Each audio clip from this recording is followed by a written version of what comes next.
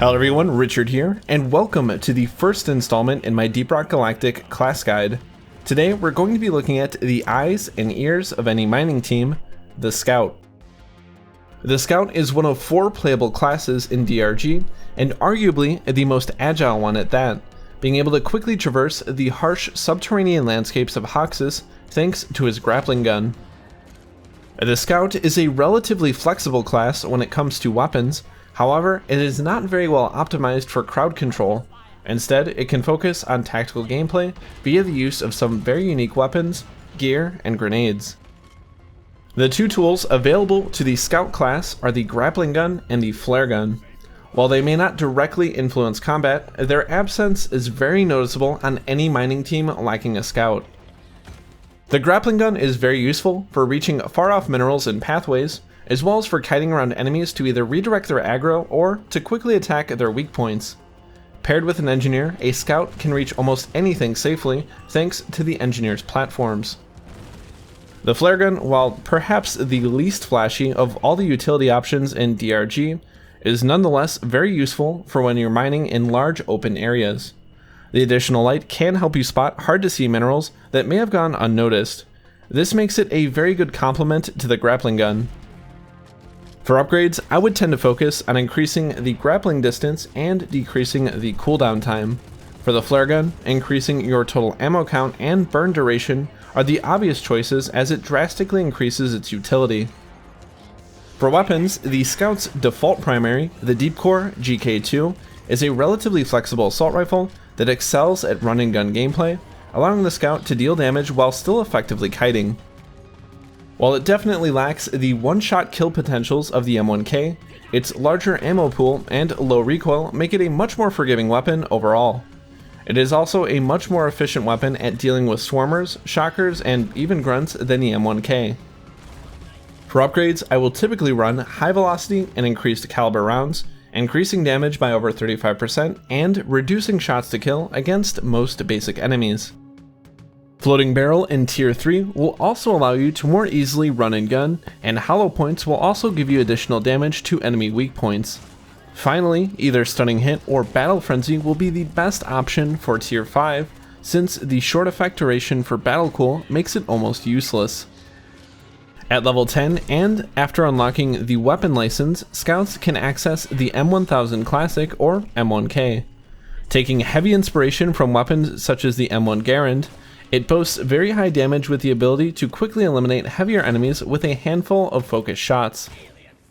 Unlike other weapons, it has an alternate fire mode.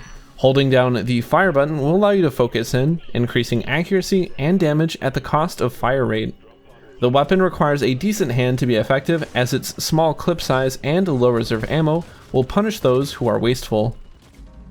For our build, we'll be using expanded ammo bags, improved ergonomics, killer focus, hollow point rounds, and hitting where it hurts.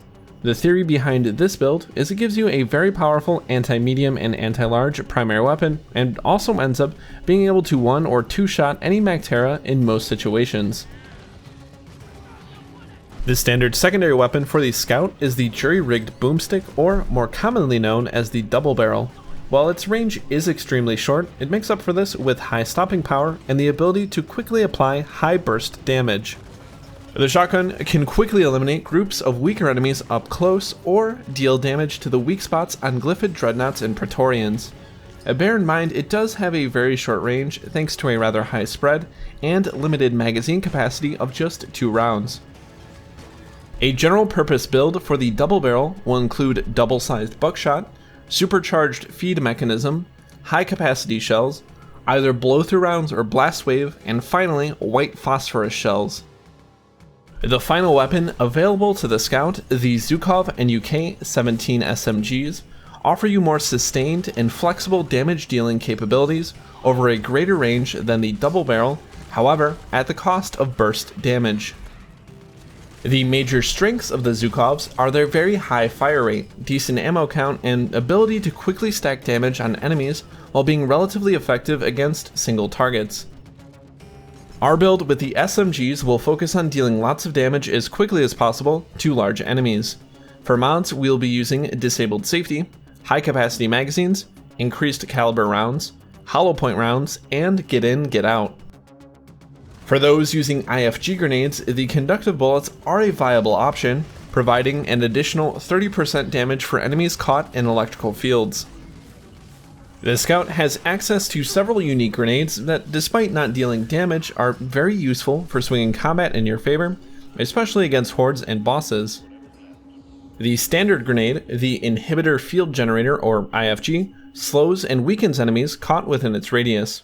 This makes it a very useful weapon in choke points or when fighting dreadnoughts and detonators, allowing you to outmaneuver them and score hits on their weak points. The second grenade available is the Cryo Grenade and is very straightforward, flash freezing all enemies with a single blast with the exception of dreadnoughts, which will require 2. These are actually super useful against detonators when your team lacks a cryo cannon, allowing you to put space between you and your target while dealing additional damage. The final grenade, the Pheromone Canister, covers an area with a yellow chemical that attracts wildlife, causing them to attack one another if covered. While the duration isn't quite as long as the IFG, its utility comes in escapes and reviving fallen teammates. Each grenade is surprisingly effective if used correctly, and your selection should really come down to your playstyle, what mission you're playing, and the composition of your mining team. For example, if your driller has a cryo cannon, then perhaps the cryo grenade might be a little bit of overkill. The same could be true for pheromones if your team already has an engineer using lures. For perks, we will use Iron Will, Weakened Athlete, and Field Medic, with the other 2 slots being left to personal preference. Typically, I select Vampire for the additional healing and Deep Pockets to allow me to gather from larger veins without having to depot. In a word, the Scout is a very straightforward class on the surface, being relatively easy to pick up once you master the grappling hook and become comfortable with his weapons. However, thanks to his unique weapons and grenades, the Scout has a surprising level of complexity that rewards experimentation. A couple of things to keep in mind is to not forget your flare gun, as fighting and mining in dark can be very frustrating, and to work with your engineer and his platform gun to reach distant minerals. Overall, the Scout is not just the eyes and ears of your team, but also a surgical tool capable of handling bosses and distant foes with relative ease. Just keep in mind that it lacks somewhat in the ability to handle crowds quickly like the engineer, gunner, and driller. Thank you very much for watching. Join us next time when we take a look at the engineer class. Feel free to subscribe so you never miss a guide, or check out my Patreon if you wish to support me. Until next time, happy hunting.